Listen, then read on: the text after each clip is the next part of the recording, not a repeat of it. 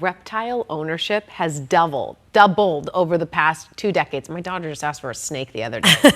Driven largely by trends on social media. Yeah, my cousin Yvette is a big fan of snakes. She's got a couple. Well, she loves them. You know, I'm a proud tortoise owner. That's right, you are. Okay, so we're friends to reptiles here. We are. The National Institute of Health is estimating more than 6 million households in the U.S. do care for at least one pet reptile, which also means there's a large number of these pets, though, abandoned or destroyed. But one group right here in Arizona is working to rescue those pets while educating the public about these special creatures.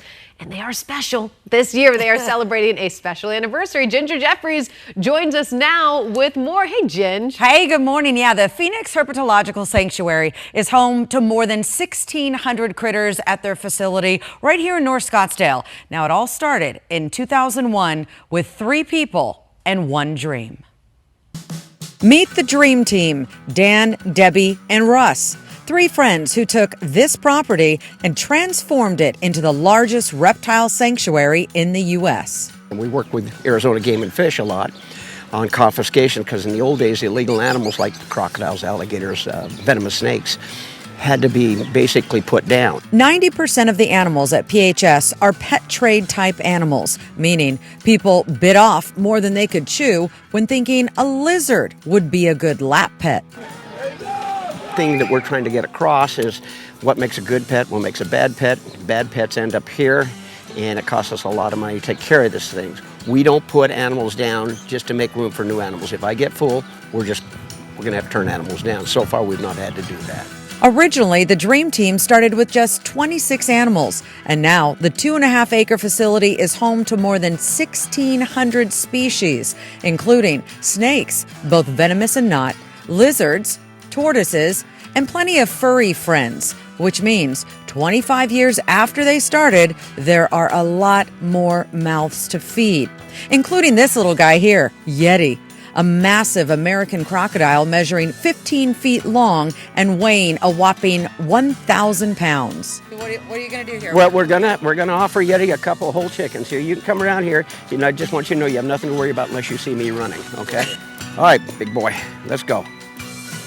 Okay, and if you'll notice, he's swallowing about a 6.5-pound chicken like you and I would swallow a Tic Tac. Each animal at the sanctuary has a different story for how they got here, from a teenage boy who ordered an alligator by mail to an abandoned pet croc rescued from the Grand Canyon.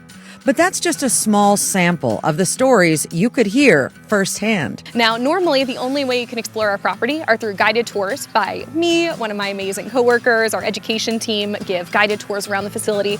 But on June 6th, you're going to be able to come to our property, walk around. You're going to see scheduled feedings of our venomous snakes, crocodilians, kind of like what you saw with Russ today. We're going to have special guest speakers, food trucks, drinks, and it's 21 plus too. So it's going to be a one-of-a-kind event that we're going to be throwing. Okay, so I know they're slimy and they're scaly, but you guys have to understand they are so important to our overall environment. You know, I've talked a lot about butterflies and how they help to plant things. Well, did you know snakes are actually engineers of our environment because they are also, you know, laying seed around. I mean, there's so much that we need to know and respect about these animals. So the fact that they've gone from 26 animals to over 1,600 animals, and they're doing work with the government to get rid of a snake that could bring really bad conditions to Hawaii. So all week long, this is just the first of a couple stories that I did with these folks because I think the work they're doing is, first of all, not being done anywhere else in the world. They're the largest reptile sanctuary. They're right here, but we need to help them. So there's all sorts of ways you can donate. You could go to the 25th anniversary, but also, how about this? How about an online adoption? I mean, wouldn't you like a gecko in your breed? Oh, God. Maybe a crocodile. Would. Yeah, so you can actually adopt these animals virtually. And that's another way to sponsor and also educate because their whole motto is conservation through education. So maybe they're not so slimy and scaly when you learn about what they're actually doing for our environment. It's so interesting to hear their backstories too. Ordering an alligator through the mail. Right.